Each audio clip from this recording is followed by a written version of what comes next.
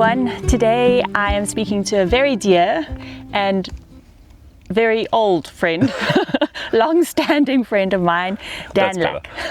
Long-standing. Who has had many different adventures in life. He's got his PhD in atmospheric chemistry. He's also a medical doctor and is working as an expedition doctor. He also works on the faculty of the University of Tasmania, MSc in expedition medicine. And I have managed to persuade Dan to take some minutes away from his holiday time to chat to us. And Dan, what I want to ask you, first of all, thank you very much for chatting to us. That's all right. And what I would like to ask you about is, for me, exercising in an environment like this is so good for my mental wellness. It's so good for my health. But is that a shared experience for everybody? And particularly with your experience of expedition medicine, where you're seeing people going out into wilderness areas all the time, what are your views on the value of physical activity, but specifically in a natural environment? Yeah, well, I guess if I think back 25 years ago when you dragged me down some amazing African rivers and helped me out on a few different occasions. I think back to those initial trips with you and just falling in love with. I thought I fell in love with like whitewater kayaking, and then I realised a few years later that I fell in love with being in amazing environments with amazing people. And yeah, I got hooked, and it took a long time for me to understand what it was that I was hooked to. But as you just said, it's like every time I go out into the outdoors, I'm better. I feel better.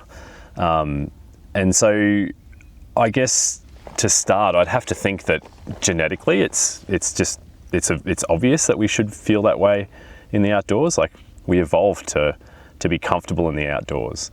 But I think, modern society has pushed us into this place where, we're working in offices, or we finish our work and we go back to our house and we're busy, sorting out life, and we've pulled ourselves back from being exposed to nature so much. So I think there's a bit of a gap that has turned up where our genetics are probably craving it, but we don't give it enough.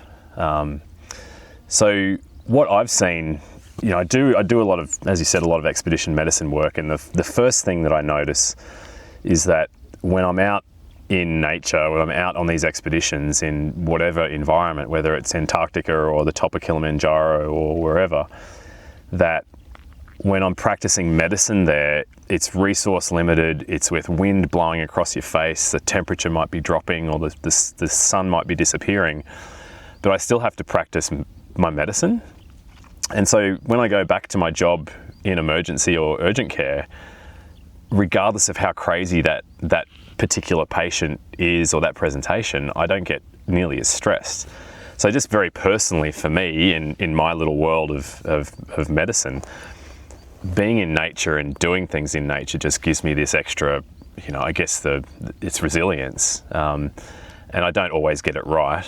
I get stressed like everyone else, but I really do notice that I can take the experiences of being in the outdoors and bring it back inside and have a much better way of coping with a stressful situation.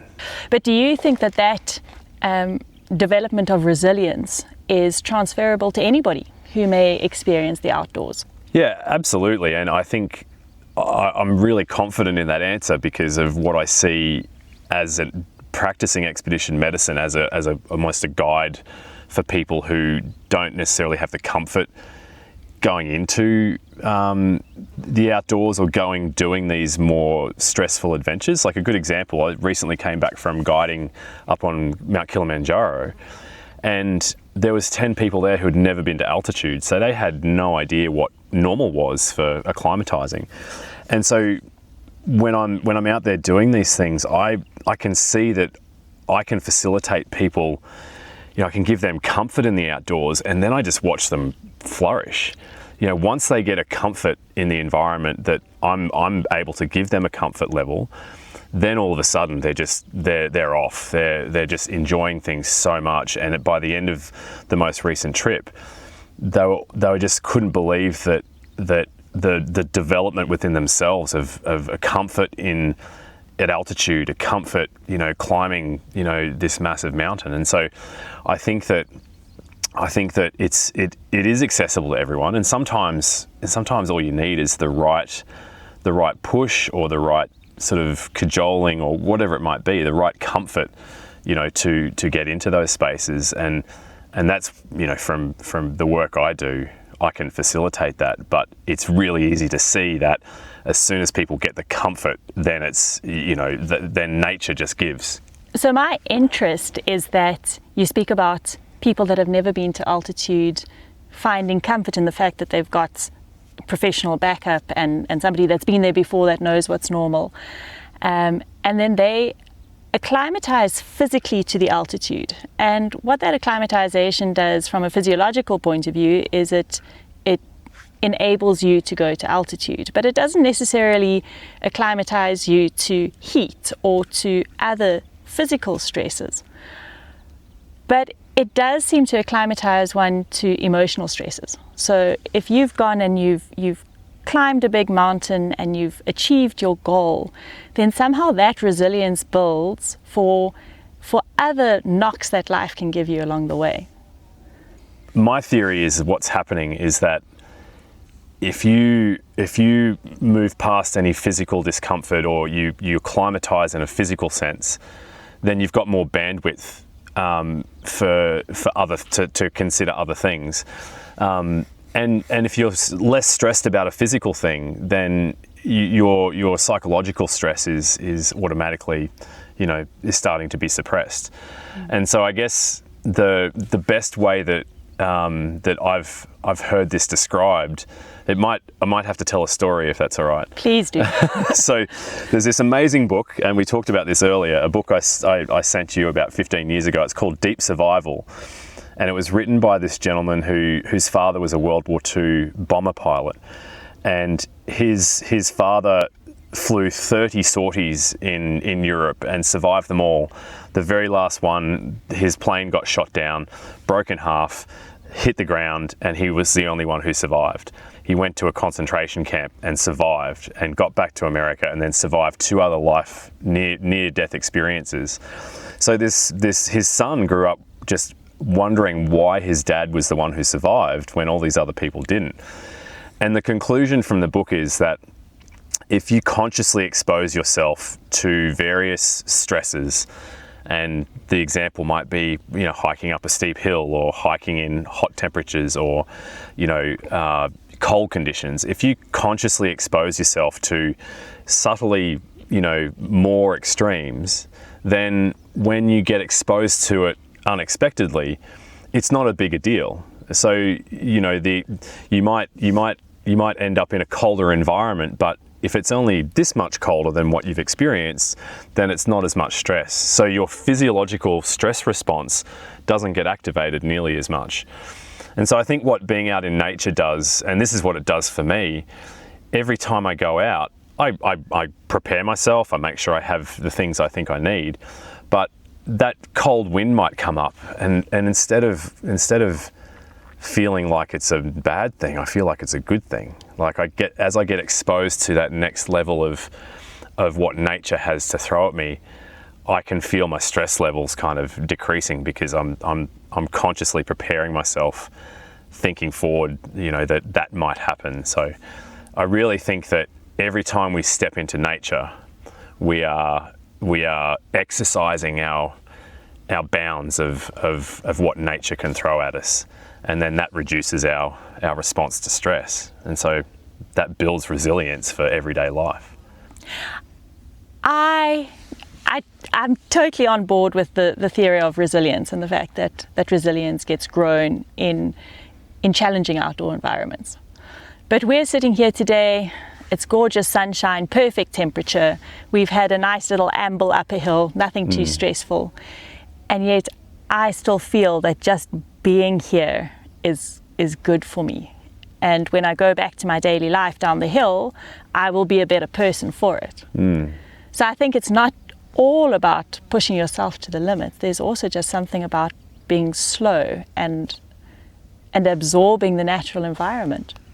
I think there's multiple dimensions to what we get out of going into nature, and I would have to think, in addition to that resilience stuff, that when you do take it slow, that you're making observations at a level that a busy life doesn't necessarily allow you to make. And it might be the beautiful wildflowers that you walk past. It might be the crystals in the granite that we're sitting on that you can finally pay attention to. I think the exercise itself will, release dopamine, the feel-good drug. And so I think that's going to be a part of it. And then I have to believe that it's just it's the stimulus of what you're taking in visually, what you're hearing, what you're feeling with your feet. I have to think that that's connecting us to our roots of the lizard brain. It remembers that that's where we came from. So I don't know if there's much science behind that, but at the bottom of it, I reckon there's something there that we all came from, from living a full nature life thousands of years ago to what we've done to ourselves with busy lives in buildings and needing to pay mortgages and that kind of thing. So I think that maybe there isn't a lot of science speaking about the connectedness, but certainly connectedness is a growing concept, not only in human wellness, but in environmental wellness. And, if we go back to traditional cultures, there's a very great appreciation for the fact that we are just a small part of a very big web of life. And that we do ourselves a disservice if we forget our connectedness with the natural environment, with animals.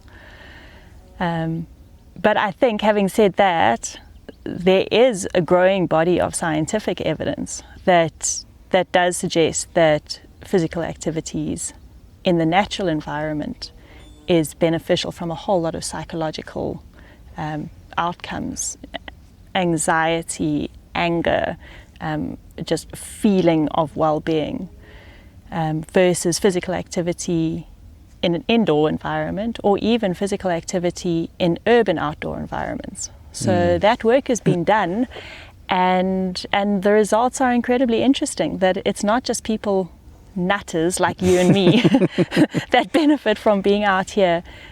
There are large cohorts of diverse people that benefit from physical activity in a natural environment.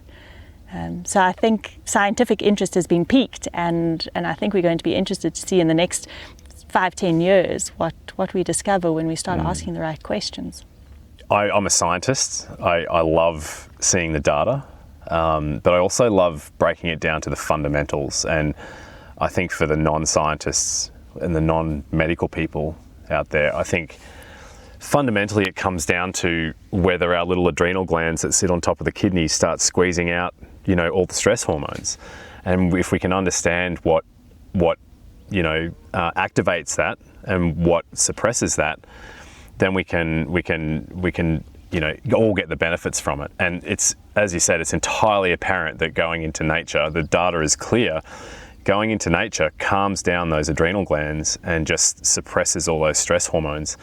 The exercise might burn up some of the stress hormones, but going into nature, and maybe it's just the reduction in all the stimulus that we have just means we're not reacting to it. So we don't pump out as much adrenaline and cortisol, and that just has that natural calming effect that we all feel. So I would love to see the data, but fundamentally it's just about what we can all do to calm down those stress hormones and feel the benefit of that, because the less of that we have, the better life seems. And you and I have both experienced it, to a massive degree when we go out into nature and do the stuff we've done together. We've both been able to feel how important that is. And it's only multiple years later that we start, putting words to it, but we felt it right away. But yeah, today we can sit here and talk about the details behind it, which I think is really exciting. So I love the fact that there's more science. I love the fact that there's more awareness. And I think it's an absolutely essential tool. Well, it is an essential tool for me, obviously for you. And I think if, you know, at the very least, if you have a professional out there who is feeling stressed, I would recommend the first thing to get into nature and do a little bit of wandering.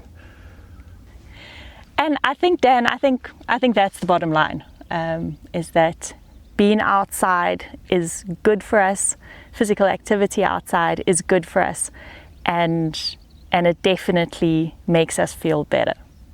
So if anybody's interested in some of the references we've alluded to, I will post those on social media this week with the Precy version if anybody would like to follow up the science. But thanks so much for your interest, and have a good day. Thanks.